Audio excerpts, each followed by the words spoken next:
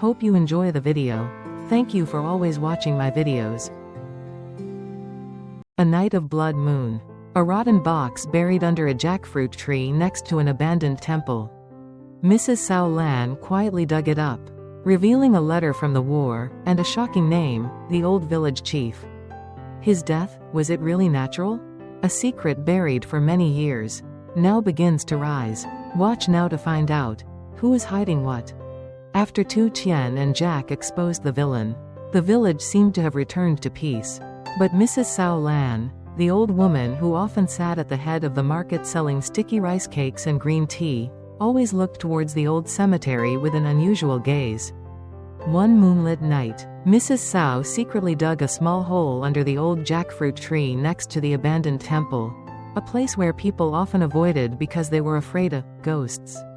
What she took out was not gold or silver, but a rotten wooden box containing pictures and handwritten letters from the war, in which mentioned a son who had been falsely accused of going missing mysteriously. And no one had mentioned him for many years. And especially, in the letter, there was a name mentioned, the old village chief, who died right before Tien returned to the village. Mrs. Sao Lan trembled as she flipped through each letter, her skinny hands shaking with each word. In the flickering light of the oil lamp placed on the old wooden table, her face was both stiff and filled with tears. One of the letters was written in a familiar, scribbled but urgent handwriting. "Mom, if I can't come back, please keep this. Don't let him bury me a second time." The letter was signed by the name, Van, the son who was falsely accused of being a reactionary and then disappeared without a trace. No one in the village mentioned him anymore, as if he had never existed. And now, that name, he, was the old village chief, who had died less than a month ago. Blank, underscore, blank.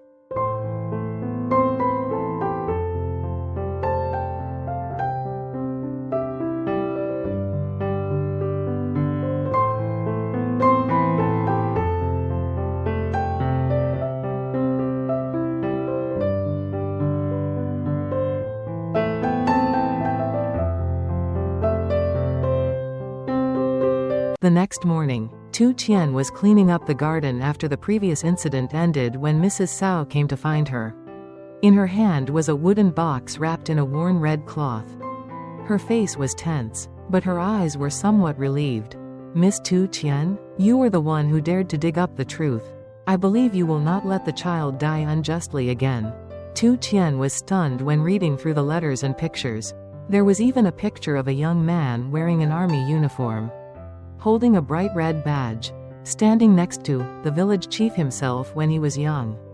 It is Van, my son. He was pushed into the abyss of injustice because of a conspiracy, just because he knew the secret of a powerful person.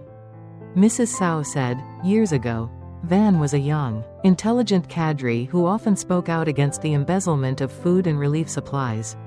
The village chief at that time, who was corrupt, set a trap, accusing Van of being a reactionary spy. No one dared to intervene. One night, Van disappeared. The villagers only heard that he was sent away to re-education and was never seen again. But Mrs. Sao knew her son had been killed and buried in a windy grave behind the abandoned temple. "He once came to me, threatening me. He said if I said a word, I would be the next one to be buried without anyone knowing." Her voice choked. "But now he's dead. I have nothing to fear."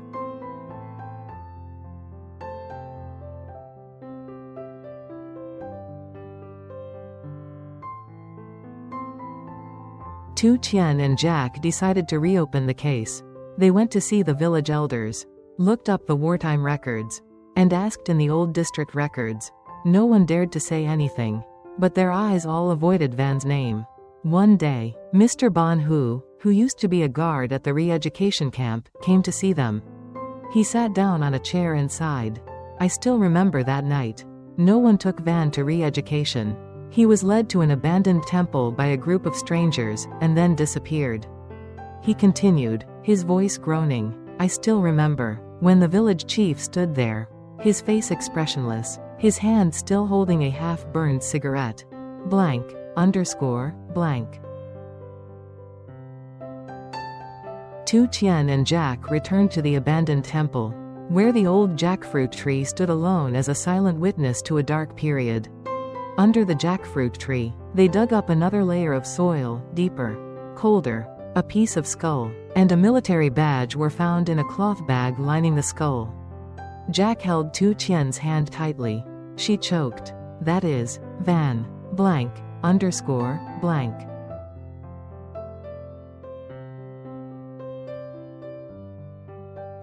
After many weeks of struggle, with the help of the people who gradually spoke up, the district government finally agreed to restore Van's honor, organize a memorial service and posthumously confer the title of martyr. That day, Mrs. Sao wore a black owl dye, her hands trembling as she placed a bouquet of flowers in front of the newly erected stele. I'm sorry, son, I let you sleep too long. The wind blew through the fields. The jackfruit trees rustled as if sighing. And in the heart of that ancient village, there was finally someone who could rest in peace, in the light of justice. That evening, when Tien returned from the commune committee, she saw Mrs. Sao sitting alone in front of the door, next to a pot of hot sticky rice and a pot of steaming green tea. But today, she did not sell her wares as usual. She just looked far away towards the village cemetery, where Van was buried, where the box was dug up years ago. You're here, Mrs. Sao smiled softly, her eyes gentle but tired. You haven't slept yet? It's cold, let me get you a coat. No need, I'm not cold anymore. Ever since Van came back in my dream, I've felt warm inside. Tien sat down next to her. Mrs. Sao took out an old yellowed envelope and gave it to her. This was Van's last letter to her, but she kept it for so many years, not daring to tell anyone. In the letter, Van told her not to try to clear his name, because he was afraid that others would be implicated. But she was wrong, because keeping silent was aiding the crime. Tien took the letter. The words were faded but still deeply imprinted with the feelings of a son who had been wronged. If anything happens to me, I just hope you live a long, long life, so that if one day someone wants to find the truth, you will be the last person to guide them. Mrs. Sao continued, her voice trembling with emotion. I've lived until now, not because I'm afraid of death, but because of debt. I owe Van, I owe his mother, and all the children who grew up in the village without knowing anything about the darkness around them. A week later, Mrs. Sao passed away in her sleep. She still held a wooden rosary in her hand, the only thing left from the war, when she had been the one who hid cadres and cared for the forgotten. The whole village mourned her. Jack quietly placed Van's photo and her letter on the altar. Tien looked up at the afternoon sky, the gentle sunlight filtering through the bamboo, as if someone was smiling from another world.